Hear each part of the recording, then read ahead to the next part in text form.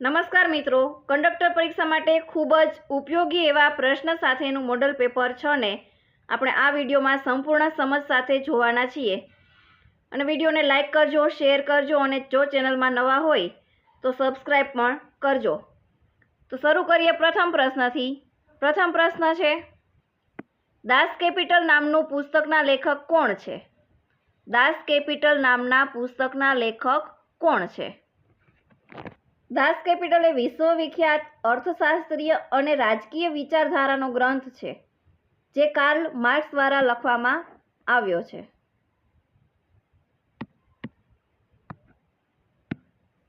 બીજો પ્રશ્ન છે, રેડક્લિફ સમિતિ શા માટે નીમવામાં આવી હતી? રેડક્લિફ સમિતિ શા માટે નીમવામાં આવી હતી? રેડક્લિફ કમિશનની રચના 1947માં ભારતના ભાગલા સમયે કરવામાં આવી હતી. તેના અધ્યક્ષ સર સિરિલ રેડક્લિફ હતા અને આ સમિતિને ભારત અને પાકિસ્તાન વચ્ચેની સરહદ નક્કી કરે છે જેને રેડક્લિફ લાઇન તરીકે ઓળખવામાં આવે છે. તો અહીં જવાબ આવશે ઓપ્શન સી કે ભારત અને પાકિસ્તાન વચ્ચેની સરહદો નિશ્ચિત કરવા માટે.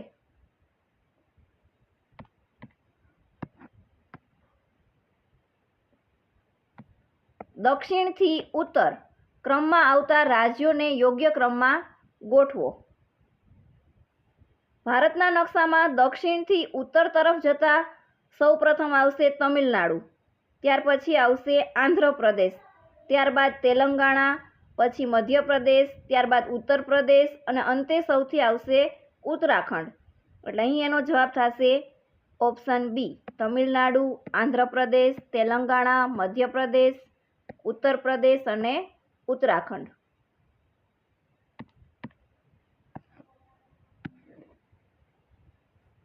મોટર વાહન અધિનિયમ ક્યારથી અમલમાં આવ્યો? મોટર વાહન અધિનિયમ ક્યારથી અમલમાં આવ્યો? મોટર વાહન અધિનિયમ 1988 એ 1 જુલાઈ 1989થી અમલમાં આવ્યો. ઓપ્શન સી, 1 જુલાઈ 1989.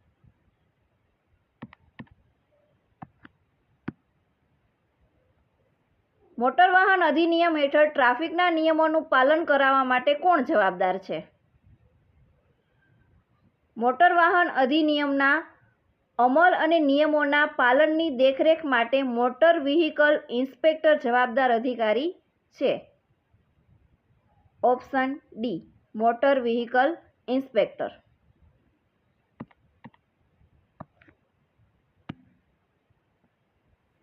ભારત સરકાર દ્વારા વાહન અને લાયસન્સને લગતી બધી મુખ્ય સેવાઓ કયા કેન્દ્રીય પ્લેટફોર્મ પર લોન્ચ કરવામાં આવેલ છે? વાહન નોંધણી અને ડ્રાઇવિંગ લાયસન્સ સંબંધિત સેવાઓ પરિવહન સેવા પોર્ટલ પર ઉપલબ્ધ છે. પરિવહન સેવા પર.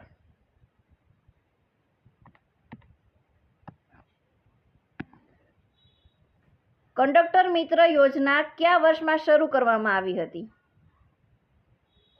જીએસઆરટીસી દ્વારા કંડક્ટર મિત્ર યોજના છે એ વર્ષ 2019માં શરૂ કરવામાં આવી હતી.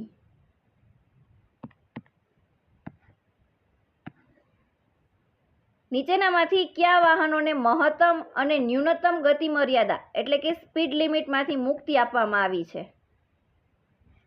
કાયદા મુજબ વિશેષ પરિસ્થિતિમાં ઇમરજન્સી વાહનો એટલે કે ઇમરજન્સી વાહનોમાં ફાયર બ્રિગેડ, એમ્બ્યુલન્સ અને સરકારના ધ્યેય માટે વપરાતા વાહનો છે એને ગતિ મર્યાદામાં છૂટછાટ આપવામાં આવી છે. એટલે અહીં જવાબ આવશે આપેલ તમામ.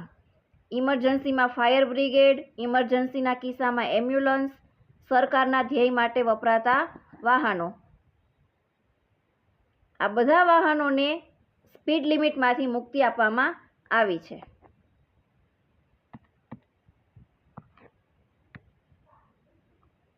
રોડ સેફટીને ધ્યાનમાં લઈ ગુજરાત સરકાર દ્વારા કયા વર્ષે ગુજરાત રોડ સેફટી ઓથોરિટીની સ્થાપના કરવામાં આવેલ છે? ગુજરાત રોડ સેફટી ઓથોરિટીની સ્થાપના 2018માં કરવામાં આવી હતી.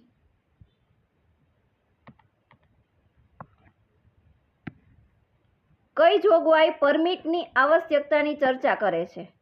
કઈ જોગવાઈમાં પરમિટની આવશ્યકતાની ચર્ચા કરવામાં આવી હતી? મોટર વાહન અધિનિયમની કલમ 66માં જાહેર સેવા વાહનો માટે પરમિટની આવશ્યકતા વિશે જોગવાઈ કરેલ છે. કલમ નંબર 66.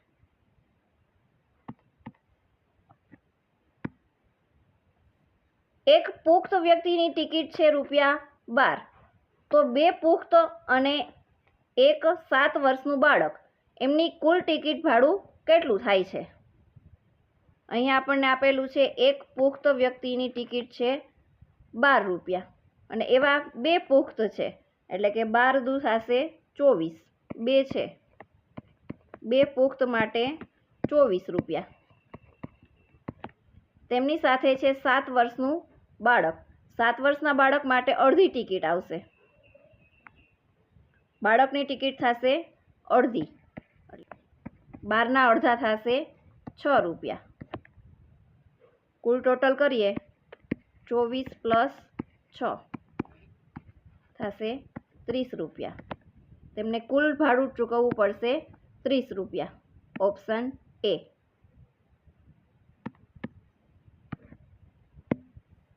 8 મુસાફરોનું એક ગ્રુપ ₹200ના ભાવની ટિકિટ ખરીદે છે તો કુલ કેટલી રકમ ચૂકવવી પડે? 8 મુસાફરો છે, તેમનું ગ્રુપ છે અને એમને ₹200ના ભાવની ટિકિટ ખરીદે છે. એક મુસાફરનું ભાડું છે ₹200, તો એવા મુસાફર છે 8, તો 8 મુસાફર માટે એમના રૂપિયા થશે 8 × 200, 8 દુ 16, એટલે કે ₹1600 એમને ચૂકવવા પડશે. ઓપ્શન બી.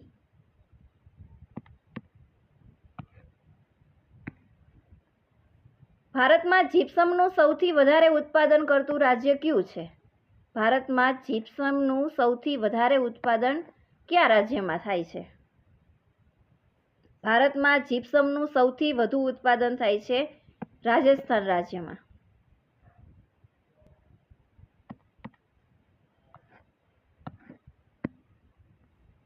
પાંચ વ્યક્તિઓનું એક ગ્રુપ મુસાફરી કરે છે. જો પ્રતિ ટિકિટ ભાડું ₹25 હોય તો કુલ વસૂલાત કેટલી થાય? 5 વ્યક્તિ છે, એક વ્યક્તિ દીઠ ₹25 છે, તો કુલ વસૂલાત કેટલી કરવી પડશે? એક વ્યક્તિ દીઠ ભાડું છે ₹25, એવા 5 વ્યક્તિ છે, તો 5 × 25 થશે ₹125. ઓપ્શન બી.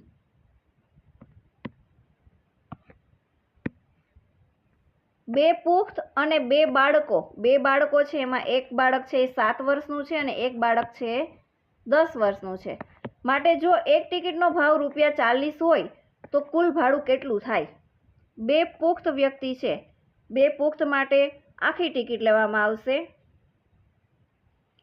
અને એક ટિકિટનો ભાવ છે ₹40. એવા 2 પુખ્ત માટે થશે 2 × 40 એટલે ₹80.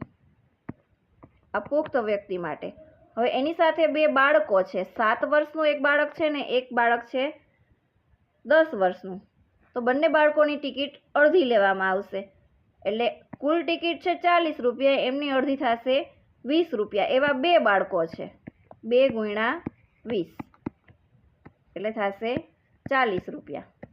ટોટલ કરીએ 40 + 80 એટલે થશે ₹120. Option A.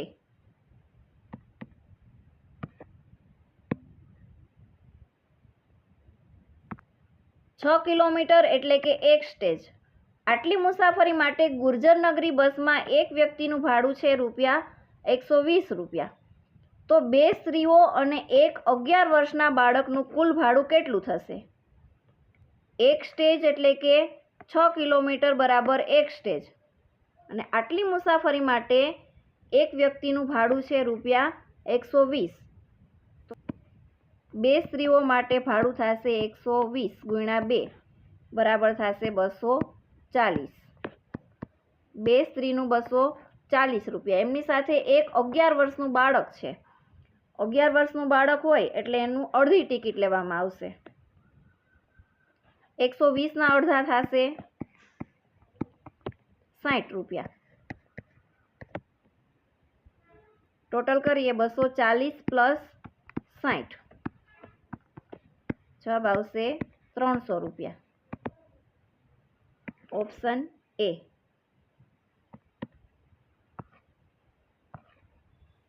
અનિયંત્રિત આંતરછેદ અથવા 4 રસ્તા પર કોનો અધિકાર છે? અનિયંત્રિત 4 રસ્તા પર જમણી બાજુથી આવતા વાહનને પ્રથમ માર્ગ આપવામાં આવે છે. એટલે અહીંયા જવાબ આવશે ઓપ્શન સી કે જમણી બાજુથી આવતા વાહનોને 4 રસ્તા પર પહેલો અધિકાર છે.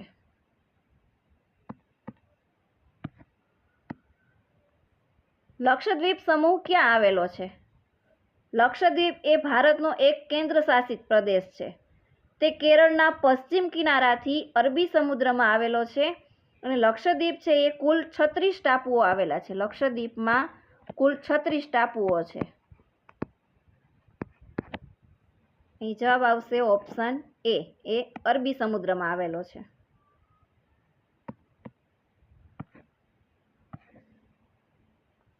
જીએસઆરટીસી બજેટ 2026-27માં વાહન વ્યવહાર વિભાગ માટે કેટલી જોગવાઈ છે? જીએસઆરટીસીના 2026-27ના બજેટમાં વાહન વ્યવહાર વિભાગ માટે અંદાજે 4,314 કરોડની જોગવાઈ કરવામાં આવી છે. Option A 4,314.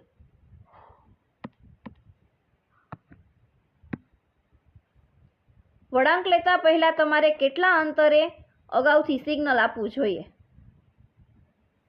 વળાંક લેતા પહેલા આશરે 100 ફૂટ એટલે કે લગભગ 30 મીટરના અગાઉ ઇન્ડિકેટર આપવો જોઈએ, એટલે કે 100 ફૂટ. Option C.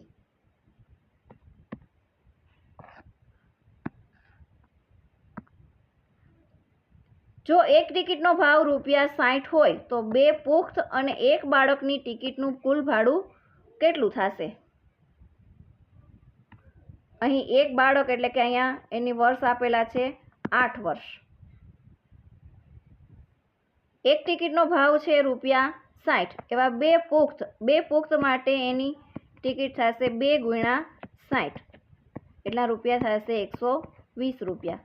અને એક બાળકની ટિકિટ થશે અડધી. કુલ ટિકિટ છે 60 રૂપિયા, એના અડધા થશે 30 રૂપિયા. ટોટલ કરીએ 120 પ્લસ 30, 150 રૂપિયા. કુલ ભાડું થશે 150 રૂપિયા. Option B.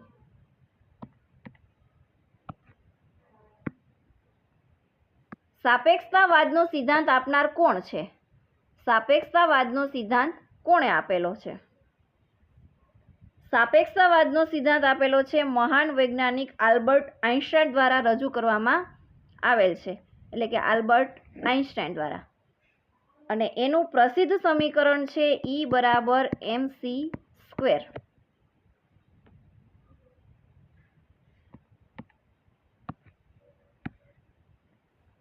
લોકસભાની બધી જ સંસદીય સમિતિના અધ્યક્ષની નિમણૂક કોણ કરે છે?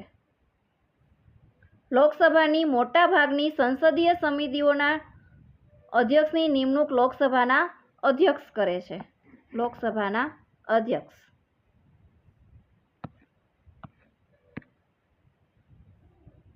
જનનીની જોડ સખી નહીં જડે રે લોલ પંક્તિની રચના કોણે કરી છે? જનનીની જોડ સખી નહીં જડે રે લોલ એ ગુજરાતી સાહિત્યની અમર કાવ્ય રચના કવિ બોટાદકર દ્વારા કરવામાં આવેલી છે. દામોદર ખુશાલદાસ બોટાદકર.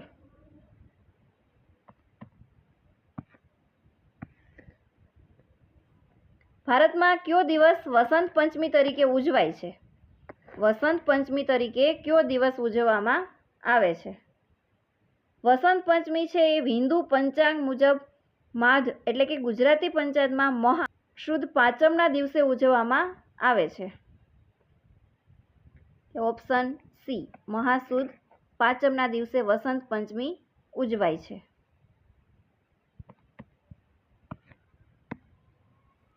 પ્રાચીન ભારતીય પરંપરા અનુસાર ભારતમાં વસંત પંચમીને કોની ઉપાસના માટેનો શ્રેષ્ઠ દિવસ માનવામાં આવે છે? વસંત પંચમીના દિવસે વિદ્યા, જ્ઞાન, સંગીત, કલા અને વાણીની અધિષ્ઠાત્રી દેવી સરસ્વતીની પૂજા કરવામાં આવે છે. એટલે ઓપ્શન ડી, દેવી સરસ્વતી.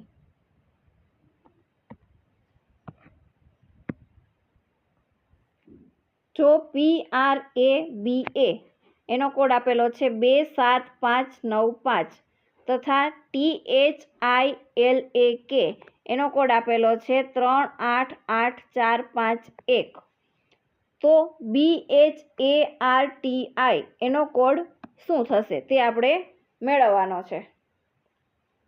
અહીં આપેલો છે P, એની સાથે આપેલું છે 2, આરમાં આપેલું છે 7, એમાં આપેલું છે 5 અને બી સામે 9 અને એ સામે 5 આપેલા છે.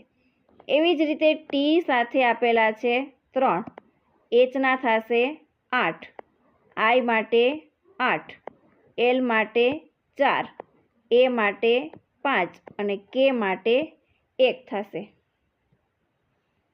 આપણે મેળવવાનું છે BHARTI, તો બીનો થશે 9, અહીં બી માટે થશે 9, એચ માટે થશે, એચનો થશે 8, એ માટે થશે 5, આર માટે થશે 7,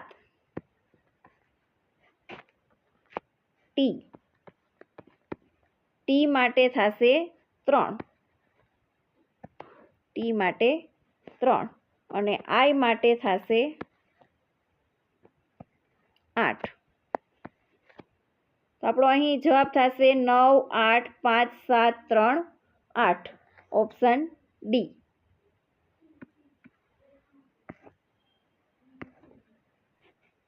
સંકેતોમાં શબ્દોને બદલે ચિત્રાત્મક સંકેતોનો ઉપયોગ શા માટે કરવામાં આવે છે? ભાષાકીય મર્યાદાઓને દૂર કરવા માટે રસ્તાના ચિહ્નોમાં ચિત્રનો ઉપયોગ થાય છે, જેથી કોઈ પણ ભાષા કે દેશનો વ્યક્તિ પણ તેને જોઈને સરળતાથી સમજી શકે. તો એનો જવાબ થશે ઓપ્શન બી, કે આંતરરાષ્ટ્રીય સ્તરે સમજવામાં સરળ રહે તે માટે.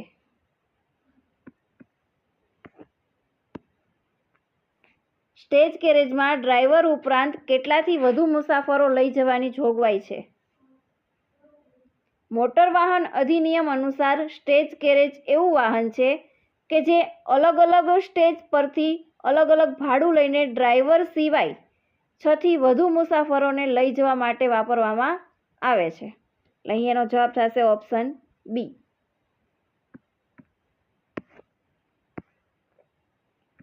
અકસ્માત સ્થળે ભીડ બાબતે શું સૂચન છે? પ્રાથમિક સારવારનો મુખ્ય નિયમ છે કે ઈજાગ્રસ્ત વ્યક્તિને પૂરતો ઓક્સિજન અથવા તો હવા મળે તે માટે આસપાસમાં ભીડ હટાવી દેવી જોઈએ. જવાબ થશે ઓપ્શન બી, ભીડ ઓછી કરી પૂરતી હવા મળે તેવી વ્યવસ્થા કરવી જોઈએ.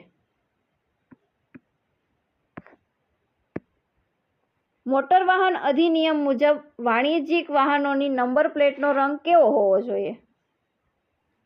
મોટર વાહન અધિનિયમ મુજબ વાણિજ્યિક વાહનોનો નંબર પ્લેટનો રંગ પીળા બેકગ્રાઉન્ડ પર કાળા અક્ષરનો હોવો જોઈએ.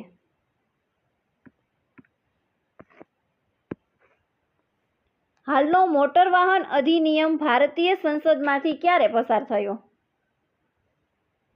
હાલમાં અમલમાં રહેલો મોટર વાહન કાયદો સંસદ દ્વારા 1988માં પસાર કરવામાં આવ્યો હતો અને તે 1 જુલાઈ 1989થી અમલમાં આવ્યો હતો. જવાબ આવશે ઓપ્શન બી, 1988થી.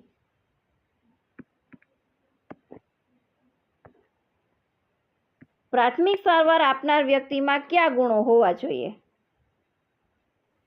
ઇમરજન્સી પરિસ્થિતિમાં દર્દીનો જીવ બચાવવા માટે પ્રાથમિક સારવાર આપનાર વ્યક્તિમાં જ્ઞાન, તાલીમની સાથે સાથે તાત્કાલિક નિર્ણય લેવાની ક્ષમતા અને ધીરજ અને હિંમત ખૂબ જ જરૂરી છે.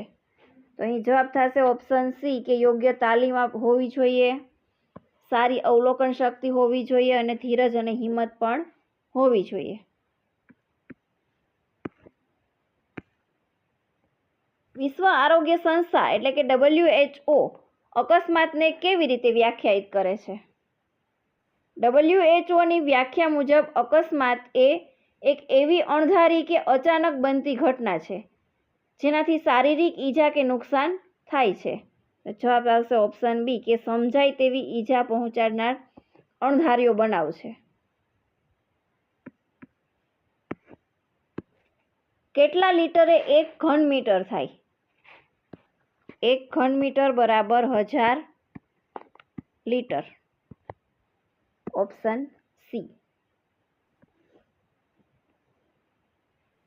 30 સંતરા અને 75 સફરજનની કુલ ખરીદ કિંમત ₹510 છે. એક સફરજનની સરેરાશ ખરીદ કિંમત ₹2 હોય તો એક સંતરાની સરેરાશ કિંમત કેટલી થશે? એક સંતરાની સરેરાશ કિંમત મેળવવાની છે. અહીં સફરજનની સરેરાશ કિંમત આપેલી છે ₹2. એવા સફરજનની સંખ્યા છે 75, તો એની સફરજનની કુલ કિંમત થશે સફરજનની કુલ કિંમત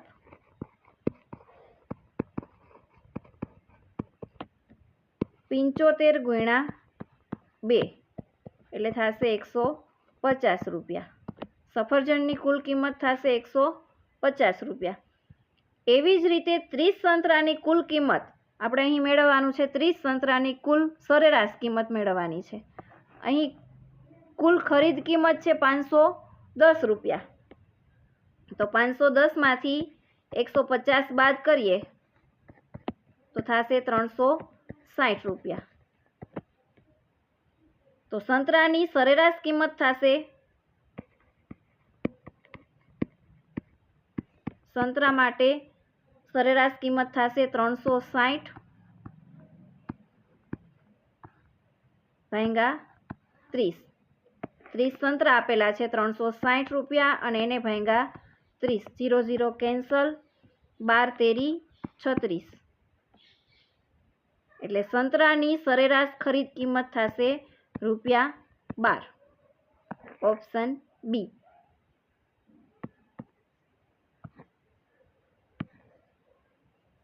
જો A/B બરાબર 3/4 હોય અને B/C બરાબર 6/5 હોય તો A/C બરાબર કેટલા થશે એ આપણે મેળવવાનું છે. અહીં આપેલું છે A/B બરાબર 3/4 આપેલું છે અને B/C બરાબર આપેલું છે 6/5. હવે આપણે અહીંયા મેળવવાનું છે A/C, તો આપણે બીની સરખામણી સરખી કરીએ. અહીંયા B બરાબર 4 આપેલું છે અને અહીંયા B બરાબર 6 આપેલું છે. તો અહીંયા પહેલાને આપણે 3 વડે ગુણીએ અને બીજાને આપણે 2 વડે ગુણીએ એટલે B છે એ સમાન થશે.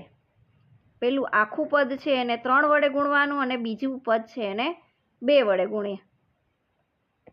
તો A/B બરાબર થશે 3 તેરી 9 જેમ 4 તેરી 12 અને B/C એનું થશે એને 2 વડે ગુણવાના છે એટલે કે 6 દુ 12 જેમ 5 દુ 10 એટલે બીની કિંમત સરખી થઈ ગઈ. વધ્યું A/C, તો A/C બરાબર થશે 9/10. ઓપ્શન બી.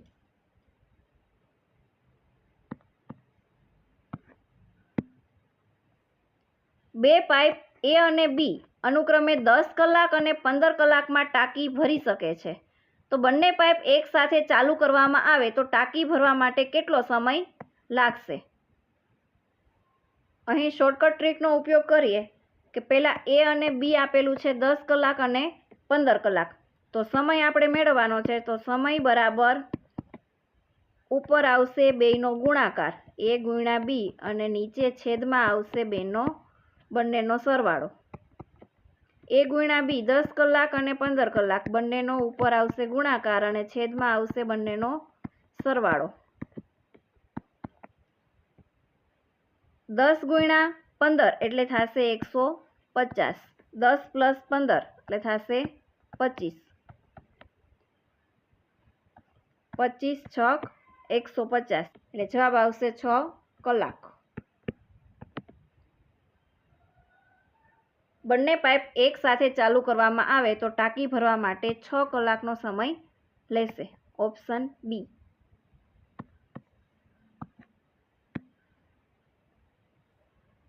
સૂર્યનગરી એ કયા ડિવિઝનની બસનું સત્તાવાર ઓળખ નામ છે? સુરત ડિવિઝન માટે સૂર્યનગરી નામ વપરાય છે. અહીં જવાબ આવશે ઓપ્શન સી. અહીં વડોદરા માટે આવશે વિશ્વામિત્રી. નડિયાદ માટે આવશે ખેડા અથવા તો અમૂલ અને વલસાડ માટે આવશે દમણગંગા.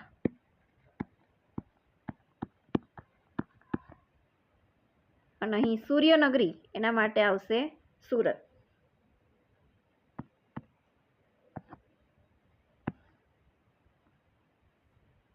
બસોની સરળ ઓળખ માટે દરેક ડિવિઝનને ચોક્કસ નામ અપાય છે.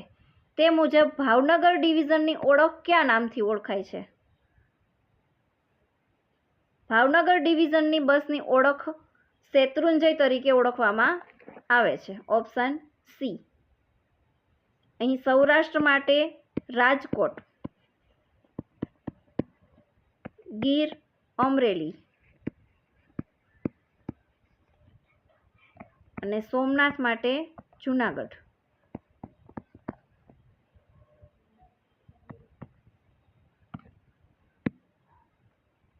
જીએસઆરટીસીની સ્થાપના સમયે એટલે કે 1 મે 1960માં કુલ કેટલા ડેપો કાર્યરત હતા? જીએસઆરટીસીની સ્થાપના 1 મે 1960ના રોજ થઈ ત્યારે 7 ડિવિઝન અને 76 ડેપો અને 125 બસ સ્ટેશન હતા. એટલે અહીં એનો જવાબ આવશે 76 ડેપો કાર્યરત હતા.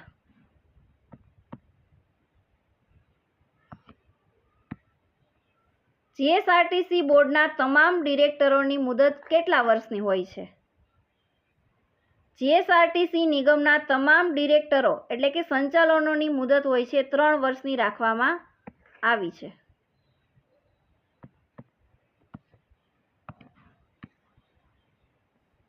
ગુજરાત રાજ્ય રોડ ટ્રાન્સપોર્ટ કોર્પોરેશન નિયમો ક્યારથી અમલી બન્યા? જીએસઆરટીસી કોર્પોરેશનના નિયમો 1 જુલાઈ 1971થી અમલમાં મૂકવામાં આવ્યા હતા.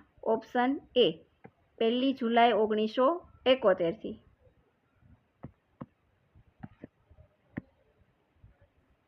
એસટીના કયા વર્ગના કર્મચારીઓને બોનસ ચૂકવાય છે? એસટી નિગમના વર્ગ 4 એટલે કે ક્લાસ 4ના કર્મચારીઓને બોનસ ચૂકવવાની જોગવાઈ રહેલી છે. વર્ગ 4.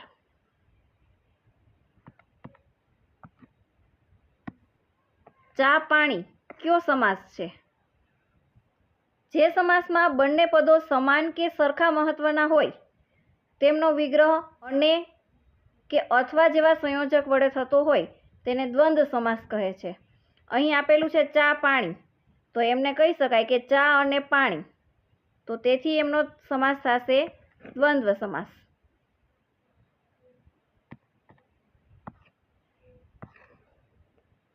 નીચેનામાંથી કયો શબ્દ સમાનાર્થીમાં નથી? અહીં 4 ઓપ્શન આપેલા છે, એમાંથી સમાનાર્થી શબ્દમાં કયો ઓપ્શન નથી તે આપણે મેળવવાનો છે. અહીં આપેલું છે સૂર્ય, રવિ, દિવાકર અને સોમ. સૂર્ય, રવિ, દિવાકર એ ત્રણેય છે એ સૂર્યના સમાનાર્થી શબ્દ છે. સૂર્યના સમાનાર્થી શબ્દ છે.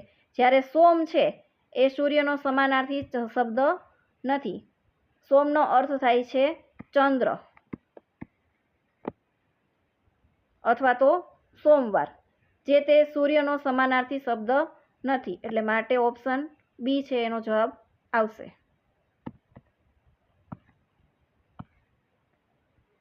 મેં પાઠ વાંચ્યો આ વાક્યનું પ્રેરક વાક્ય શોધો. અહીં ક્રિયા કરવા માટે જ્યારે અન્ય વ્યક્તિ દ્વારા પ્રેરણા આપવામાં આવે છે ત્યારે પ્રેરક વાક્ય બને છે. અહીં મૂળ વાક્યમાં પાઠ વાંચ્યો જે પ્રેરક વાક્ય બનાવવા માટે શિક્ષક દ્વારા ક્રિયા કરવાની પ્રેરણા દર્શાવતું વાક્ય છે. શિક્ષકે મારી પાસે પાઠ વચાવ્યો. શિક્ષકે મારી પાસે પાઠ વચાવ્યો કે શિક્ષક દ્વારા પ્રેરણા આપવામાં આવી છે અથવા તો એના દ્વારા કહેવામાં આવ્યું છે. એટલે અહીં એનો જવાબ થશે ઓપ્શન બી કે શિક્ષકે મારી પાસે પાઠ વચાવ્યો.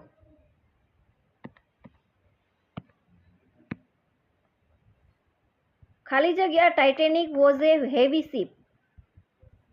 કોઈ પણ જહાજ, ટ્રેન, નદી કે દરિયાના ચોક્કસ નામ આગળ ધ આર્ટિકલ વપરાય છે. અહીં ટાઇટેનિક છે એક વિશેષ જહાજનું નામ હોવાથી તેની આગળ વપરાશે the article. The Titanic was A heavy ship.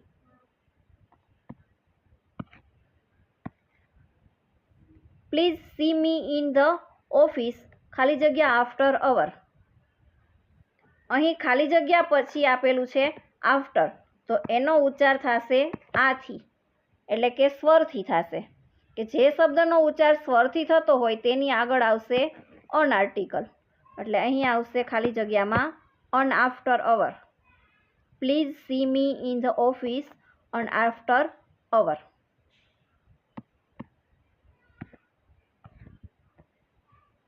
The cow ખાલી જગ્યા ફોર લેગ્સ. અહીં ધ કાઉ એટલે કે ધ કાઉ એ એક વચન છે. તે કોઈ પ્રાણી કે વ્યક્તિ પાસે કંઈક હોવું કે અંગો હોવાના અર્થમાં એક વચન સાથે હેઝનો ઉપયોગ થાય છે. એટલે અહીં ખાલી જગ્યામાં આવશે has. Has four legs. The cow has four legs.